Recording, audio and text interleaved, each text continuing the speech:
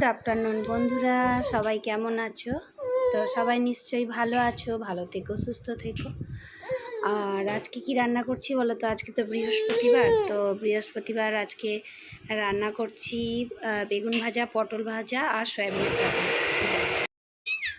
তো তারপরে খাওয়া দাওয়া করে শুয়েই পড়েছিলাম, আর অনেক বেলাতে না মুড়ি মেখে খেয়েছি বলে তোমাদের দাদাভাই কী করেছে, ঘুমিয়ে পড়েছে, ভাত আর খায়নি। আমি আর বাবু খেয়ে নিয়ে আর শুয়ে পড়েছি। আর আজকে একটু কিপটমি করেছি জানো তো। এই রকম না করলে না সংসারটা ঠিকঠাকভাবে চালানো যায় না। কিছু কিছু সময় না, অনেক সময় কি হয়, অভাব দেখা দেয়।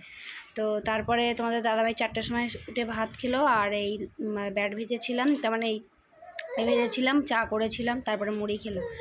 আর মামকে একটুখানি তোমাদের সামনে দেখালাম।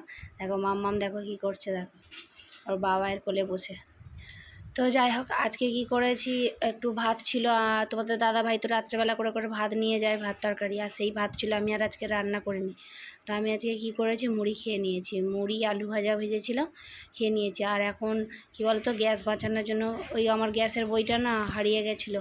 তো কালকে ওই জিনিসের বাক্সের মধ্যে দেখি গ্যাসের বই পেয়েছি। আজ 3-4 মাস হয়ে গেল গ্যাসের বই খুঁজে পাচ্ছিলাম না।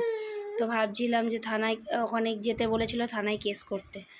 এবারে থানায় কেস করলে তবে গ্যাসের বইটা পাওয়া যাবে। আর এখন তো ফোন নাম্বারের সঙ্গে গ্যাসের লিঙ্ক হচ্ছে না, তো না হলে নাকি গ্যাস পাবো না। তো সেটা নিয়ে অনেক দিন ধরে অনেক টেনশানে ছিলাম।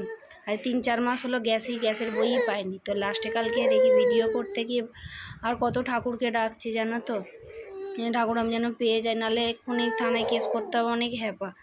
তো ওই জন্য আর কি বলবো, একটু চিন্তায় ছিলাম। আর তো যাই হোক, এটা পেয়ে গেছি, খুব ভালোই হয়েছে। তো ভিডিওটা বন্ধুরা এইটুখানি, টাটা, গুড নাইট, সবাই ভালো।